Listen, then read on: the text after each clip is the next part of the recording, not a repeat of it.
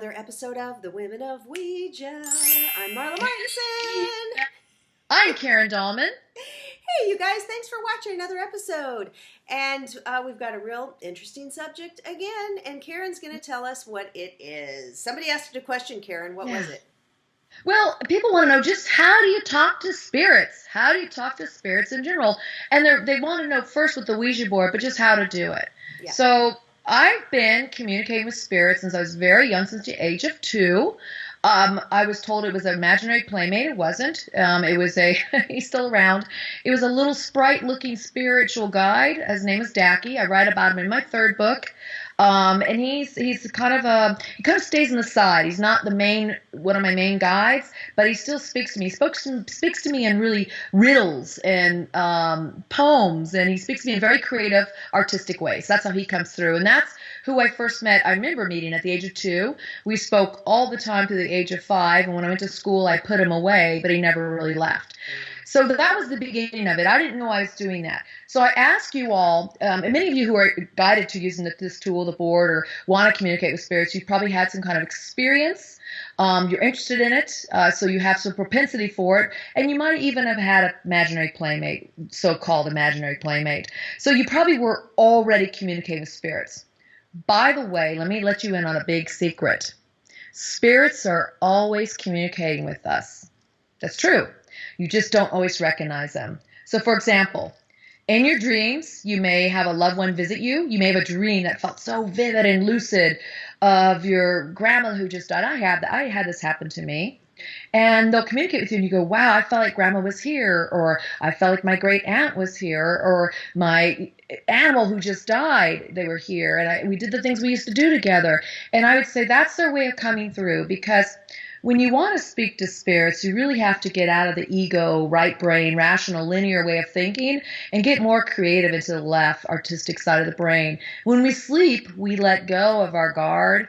We allow ourselves to relax, and it's a lot easier for the energies to come through and connect. We're more open and aware when we're dreaming because we're not doing the conscious processing and all the words that go through our head, the mindless chatter that goes through our head throughout the day. So there's room for them to come through, but they're always with us.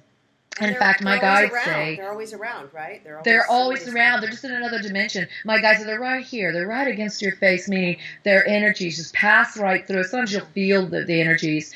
I also see them from time to time. It's not a regular occurrence, but when I do see them, it's always pretty amazing to me, and I feel like, well, I feel honored. But what I realize has happened is I've let down my guard to allow that to come in.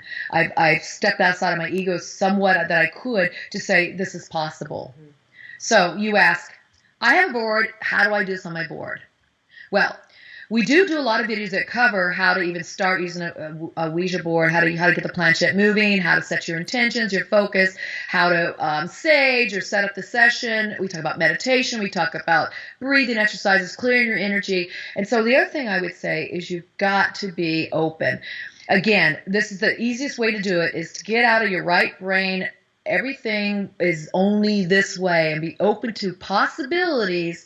So when you sit down at the board, because of something you were told or by somebody else who used a board, even what we're telling you, or something you learned on the internet, may not be the only way you can communicate with them. So we're going to give you things that have worked for us.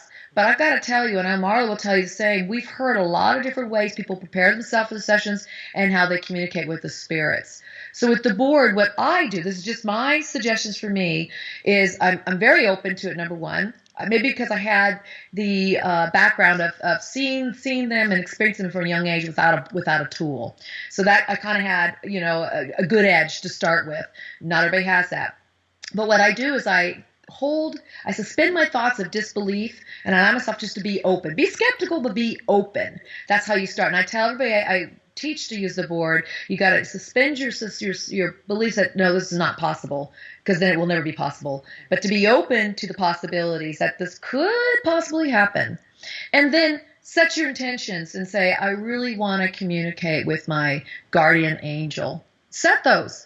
Call upon them. You've got to reach out to them and invite them in. If you don't invite them, they respect you. They love you, respect you so much They believe in free will. They follow free will. That is one of the laws of the universe. And so they will respect that of you until you invite them in. So you say, guardian angel, please, I want to hear from you, want to experience you. Give me a sign. And again, don't have expectations of how that sign will come. Right. Now, how they communicate to you on the board may be different. I've had mine come in very different ways through the board. And I've had them come to me outside the board, such as I'm asking for a solution to a problem, and then I get an answer, but the person who gives me the answer, her name is Angel, or Angela, or Angelina. Or I'm thinking of a question in my mind, I'm driving my car, and this just happened to me about a month ago. I had a big question I was pondering. The car in front of me, zoomed in front of me, this really cool charger. It said, 1 Angel 1. I went, whoa. What was I thinking about? That's it. You see? Yeah. Let them come to you. And then as you start developing a relationship away from the board, just through the synchronicities, through getting your answers through, various ways, as I just mentioned, you will find that your connection using this tool will be developed that much more. And the spirits are like, oh, this person's ready and serious. They're practicing. They're raising their intention, their vibrations through intention. It'll be easier for them to come talk to you. But it does take time. You just can't give up, and you have to realize it's going to take a little bit of time and practice to do so. What do you want to add to that, Marla? That's right. Yes, it's all about vibration. It's all about energy. And when I first started, before this ever happened to me, which I tell the whole story, and the Buddha made me do it, and I documented all there. But before that, so this was 3 years ago, I used to watch the Hay House authors and Doreen Virtue, the angel lady, and I thought, I found her totally credible, but at the same time, I just had a hard time wrapping my mind around that she was really communicating with angels. I thought, come on, is that really true? How is it possible? And then when Julie and I, my girlfriend, she brought a couple of boards over, and it was just for fun on she said, hey, let's try this. And I'd never tried one before. We sat down, lit a candle, did all the fun stuff, said a little prayer, put some crystals around, and the planchette started moving. And the first time was this spirit that called itself Secret Spirit. And it was kind of a short session. It was really fun. And then we tried it again the next night. And the next night I said, who is this? And it spelled angel. And then that started the continuous dialogue with my angel. But before that, I never thought I would be talking to an angel. And so then that switched my mind to, oh yes, this is possible. Wow. Oh my gosh. And then it's just built and built. And now to the point where there's some energy when I start doing, I can even put a certain oil that I always use on me, like this lavender mix, or when I'm getting ready to meditate, or when I'm getting ready, stepping into a spiritual class or reading. There's a swirl of energy on my upper left shoulder blade, and that is my angel touching me, putting the energy there, my healing angel, yes, go ahead. Because it's the only time I feel it is when I'm starting this kind of stuff. I wouldn't just be wandering. And through some other healers and intuitives and stuff, they've affirmed, yes, that's them. That's Mirth doing that. And so I've had a lot of experiences, and now being able to channel. So my disbelief is totally suspended now. Yeah. And that's when things do start coming in, and it's really fun. That's the key. What you just said, you suspended your disbelief. You're probably still skeptical in the beginning, but you suspended your disbelief. If you come about it, prove it to me. I'm just not going to sit down, and I would say don't even sit down with that person, and don't even try to use the board if you're that way too. I don't think you are, because you would not be watching these videos if you are. So you really want it to work, and so suspend that disbelief. Be open to the possibilities that you can communicate with all types. And I'll tell you, I'm talking to animals and plants and trees and ETs, and the list goes on. And it's because I'm open to the possibilities, and everything that has a sentient consciousness or awareness, you can tap into, communicate with. This is what I've learned. So I call my Ouija board, which is one of my Ouija boards back here, my Haskell Mystic board. I call it my cosmic phone. It's like my mobile phone, but it's a cosmic phone because I just reach out, dial up a frequency through my intentions, through my what I state I want to talk to, my like Marla says, raising your energy. That's how I dial. That's exactly like ringing the phone, the old-fashioned phones, or push feels button. like a phone, old-fashioned phone on my upper shoulder. You got to dial it up. Or you tune a knob on a radio, think of it that way, and you get that right frequency. And see, Marla's feeling it when her angels come in. When I sit down at the board, I go, oh, they're here. And I feel them behind me. It's a presence I feel, and they come forth, and I feel, and when they leave, they lift. And when I channel, it's the same thing. They come and I feel through my heart, and I go, oh, they're here. And then they speak through. So you'll start feeling it. So, okay, here's another good idea of something to do. I'm glad I remembered to tell you this. And Marla reminded me of it.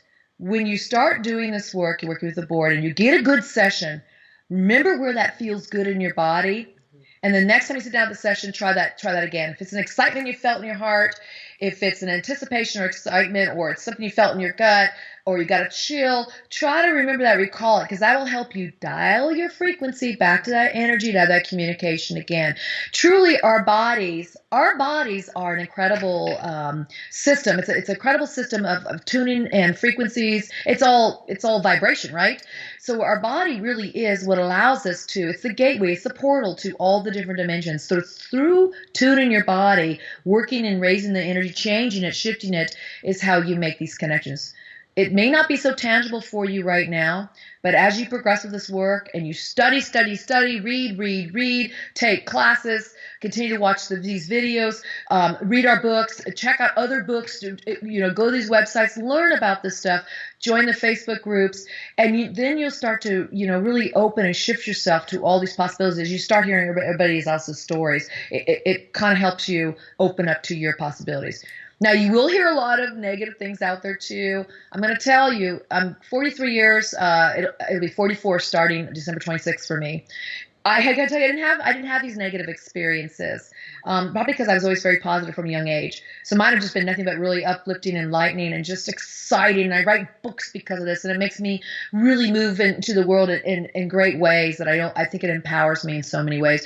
I really wish that for you, too. I really wish for your life to be the best it can be, for you to express your greatest self, for you to feel empowered so you can do things in the world the best you want to be. All your desires and dreams come true. And not that the Ouija board makes this happen, but working with these energies and fine-tuning your energies, and the Ouija board tool is one way that helps you do this.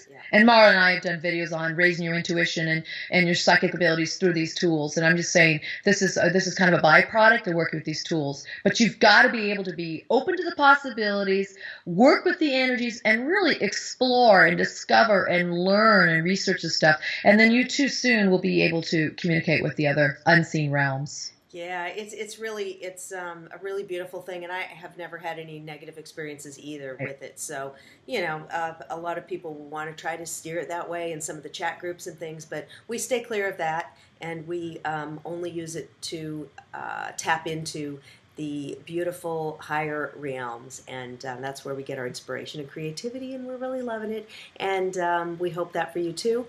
Thanks for watching another episode, and thank you guys. Happy boarding.